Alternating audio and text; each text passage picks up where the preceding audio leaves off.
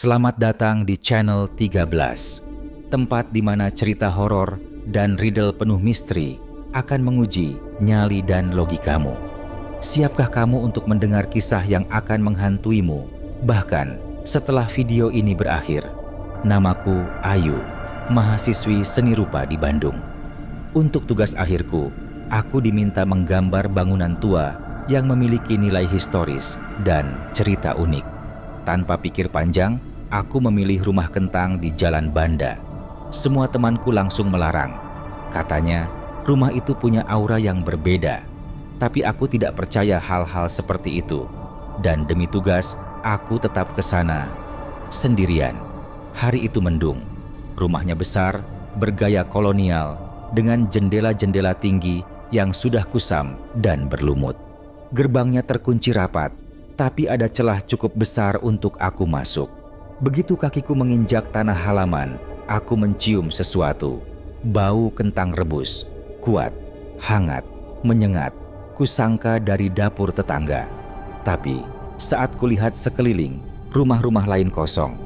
Tak ada asap, tak ada suara. Aku duduk di bangku tua depan rumah dan mulai menggambar. Tapi tiba-tiba, krik! Jendela lantai atas terbuka perlahan. Padahal aku yakin semua jendela tertutup saat aku datang. Lalu terdengar suara tawa kecil. Seperti anak kecil. Tertahan, geli, tapi juga aneh. Aku terdiam, memandangi jendela itu. Kosong. Hanya gorden robek yang bergerak perlahan. Aku mencoba menyudahi gambar dan bersiap pulang. Tapi saat aku berjalan menuju gerbang, bau kentang itu makin kuat, seakan ada panci besar mendidih di dekatku. Lalu, aku mendengar langkah kaki.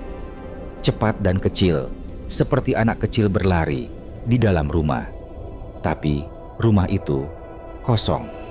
Terdorong rasa penasaran dan kebodohan, aku memutuskan masuk. Pintu depannya terkunci, tapi saat ku sentuh, terbuka sendiri.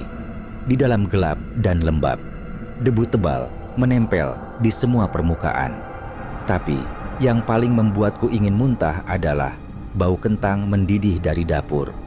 Perlahan aku mendekat dan melihatnya. Panci besar yang masih panas berdiri di atas kompor tua berkarat, dan di dalamnya sesuatu sedang mengapung. Bentuknya tangan kecil.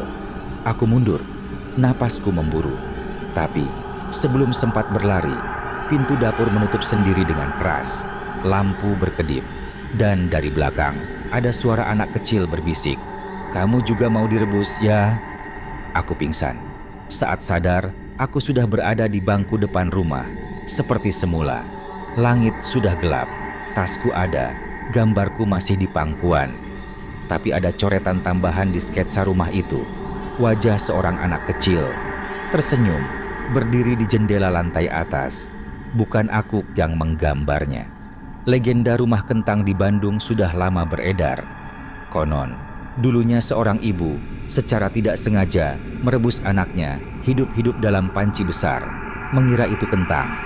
Sejak saat itu, bau kentang rebus dan suara anak kecil masih sering terdengar di rumah itu. Meski tak lagi berpenghuni. Kalau kamu suka cerita ini, jangan lupa like dan subscribe channel 13. Karena di sini, setiap misteri punya kegelapannya sendiri. Sampai jumpa di cerita selanjutnya.